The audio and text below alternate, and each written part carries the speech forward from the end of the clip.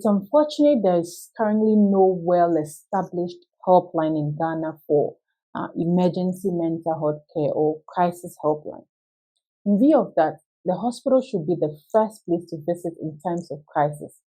A crisis could be someone attempting suicide or someone suddenly behaving abnormally or anything that needs immediate care.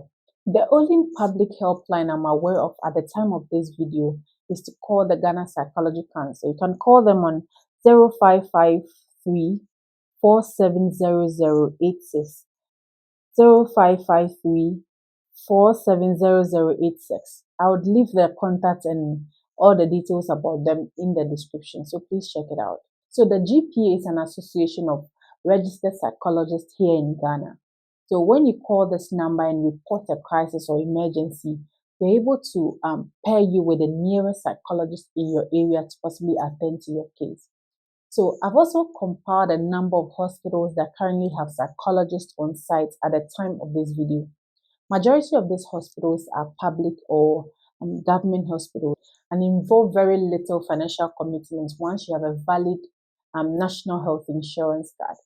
But note that there are many private hospitals too in Ghana, or there are a lot of private practitioners that offer psychological care. But these facilities charge a bit higher than the public institutions.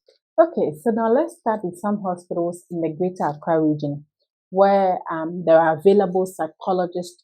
Hi, I'm ESI Heartwill, a licensed clinical health psychologist, and I make mental health education videos. This channel is a community of like-minded individuals who are on a journey to create awareness of mental health with the hope to break the stigma that surrounds it. So if this sounds like you, join the family by hitting the like button, subscribing to the channel, and sharing your experiences in the comments below to encourage and inspire others. I've observed over the years in Ghana that we mostly run to the traditional healers and prayer comes when we sense a mental health concern. Don't get me wrong, I'm a Christian and I believe in the healing power of God. So this in itself isn't a bad thing. The problem, however, is the many unfortunate things that happen at some of these facilities. We often hear very negative stories from these places that are actually disheartening to me personally. The question you would ask is, why are these prayer camps and traditional healers the first point of call for some people in Ghana? Well, I believe it's because of our strong spirituality and cultural values as Ghanaians and Africans for that matter. So most of the time when someone, for instance, starts shouting uncontrollably or hearing voices or seeing things that aren't real in our society, we tend to think that these people experiencing these difficulties have done something wrong, or if you happen to be a woman, they might say you possibly cheated on your husband, and possibly that's why all of this is happening to you. Others also hold the belief that either a family has wronged some gods or is under a curse, and the sufferer of this mental health condition is serving the punishment for such offenses. In most cases, there's usually not enough evidence to even back these beliefs and claims. Just imagine how barbaric it is to designate an entire village where older people are labeled as witches and forced to live there. I find it truly sad and cruel to do this to older people. See, the truth is these accusations could even be due to unresolved trauma. It could be as a result of tough living conditions or even a neurodegenerative disease like dementia that often affect people in their old age. These conditions might cause them to say or see things that differ from what others perceive, or even say things without even being aware of it at all. And this could be due to their mental health or cognitive decline. So looking at mental health as a whole, it involves various professionals like psychologists, psychiatrists, counselors, psychiatric nurses, and many others. The global psychology community now understands how important spirituality is for resolving mental health issues. So in most places around the world, psychologists and others use a model to treat mental health issues, and we call it the biopsychosocial-S model. This model looks at four main things. Look at the body, that's the biological aspect. The mind, which represents the psychological aspect. How we connect with others, that's the social aspect. And the final is the spiritual aspect, which happens to be the S in the term. All of this makes the biopsychosocial spiritual model. This way of helping sees a person as a whole, taking care of their body, their mind, their relationships, and also spirits to make sure people are feeling better. Now, let's explore how we as professionals work together to create treatment plans for our patients. In a previous video where I discussed how to become a psychologist in Ghana, I highlighted that the profession is overseen by the Ghana Psychology Council. I also explained about other registered professionals known as para and lay professionals. These individuals might have completed counseling courses and due to their extensive experiences are certified to practice as counselors in Ghana. For instance, this could include people like pastors who are also part of the supportive network. However, it's important to understand that these para and lay professionals aren't responsible for providing treatment for mental health problems. In reality, the law mandates that they collaborate closely with psychologists and psychiatrists. This collaborative approach ensures comprehensive treatment for mental health concerns here in Ghana. Think of these people as mental health first aiders. They offer initial psychological support before guiding individuals to see psychologists or psychiatrists for more comprehensive treatment. They are also equipped to offer basic counseling, such as, let's say, addressing marital challenges that might possibly contribute to someone's mental health difficulties or struggles. Based on my research, some of these prayer camps or traditional healers I mentioned earlier in this video are even unaware of regulatory standards, let alone even collaborating with qualified experts or even undergoing professional counseling training. Their methods primarily rely on spirituality alone, often involving rituals to cast out assumed or imagined demons from those facing some sort of mental health challenges. What's even more disheartening is that these facilities often keep individuals confined until their conditions worsen, rather than seeking timely medical or psychological intervention, a practice that should absolutely not be the norm. Now, let's talk about what are steps to take if you, a family member, or even someone you care about is showing signs or struggling with their mental health. The first thing to do is to head to the hospital or clinic. Just like when you would go for a regular checkup, you can visit any hospital at all. When you're in the consulting room with a medical doctor, you can explain to them how you're feeling mentally. In some cases, they refer you to see a psychologist or a psychiatrist right there in the hospital. If there isn't one available, they'll guide you to the nearest. It's actually a good idea to often call the hospital before you leave home.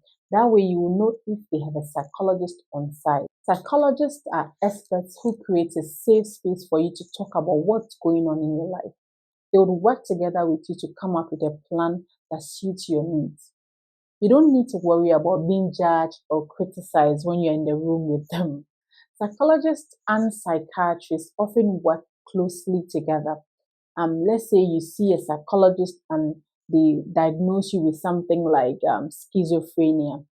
While psychologists can help you understand and manage your feelings, disorders like this may need more than talk therapy. That's where psychiatrists come in. You can prescribe medications that help you deal with the symptoms like hearing voices or feeling aggressive. However, it's important to know that medications do not fix the root cause of the problem. They just help you to feel better. This is why talk therapy is vital because it gets to the root cause of the issue. So before this video, I did a lot of research so as to provide precise institutions or hospitals that you could seek help from if you have any mental health challenges. I would also give you an average cost involved in seeking treatment, so stay tuned. If you're enjoying this video so far, please hit the like button and leave a lovely comment below. So it's unfortunate there is currently no well-established helpline in Ghana for emergency mental health care or crisis helpline. In view of that, the hospital should be the first place to visit in times of crisis. A crisis could be someone attempting suicide or someone suddenly behaving abnormally or anything that needs immediate care.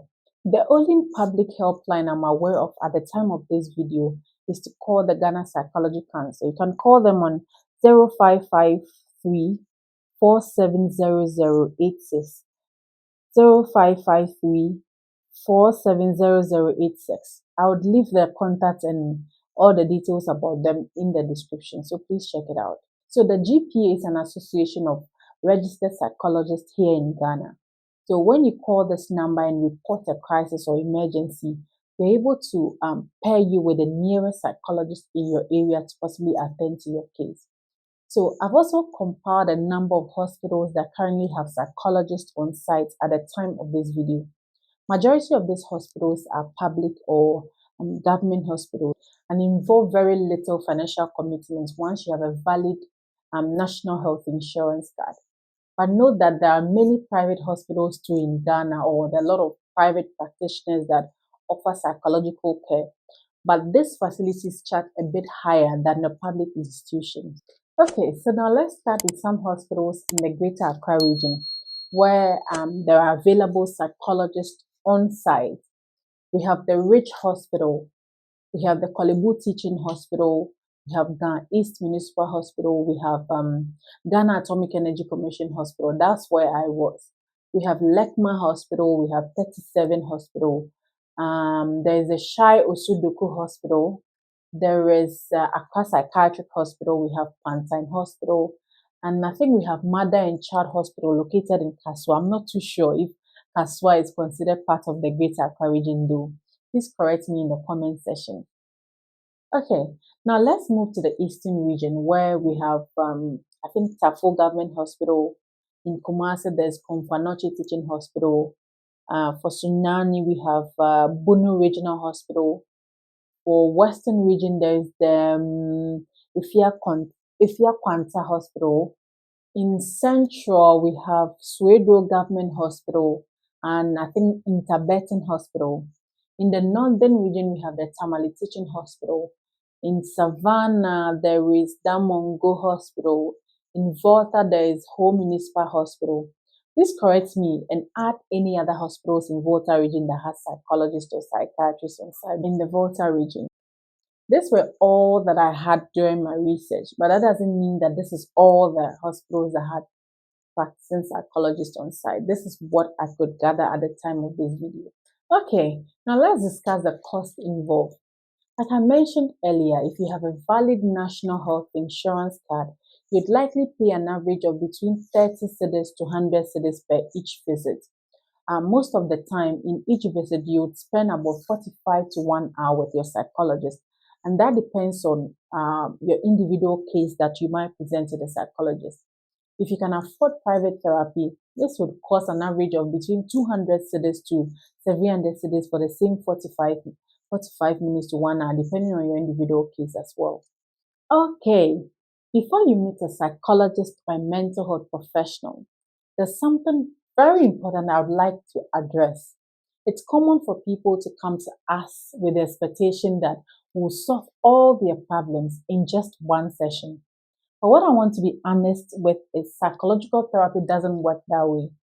Depending on the approach your psychologist uses, it might take about 6 to 12 sessions or even more before you start seeing changes in your situation. It can vary based on your unique circumstances, so keep that in mind. The thing is, our expertise as psychologists involves empowering you to find solutions to your challenges. Rather than dictating what you should do, we facilitate the critical thinking process by asking thought-provoking questions that lead you to discover your own answers. This puts you in control of your decisions and clears us from any responsibility in the case of unexpected outcomes. We also recognize that every individual is different, and what may work for one person might not work for another.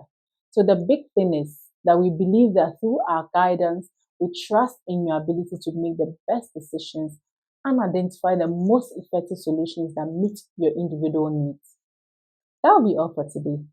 I hope you found this video helpful. If you do, don't forget to leave a lovely comment below or share other valuable additions in the comment section so that others can benefit from it. Also hit the like button and share this video with someone who might benefit from it. Until next time, I wish you a great day. Bye.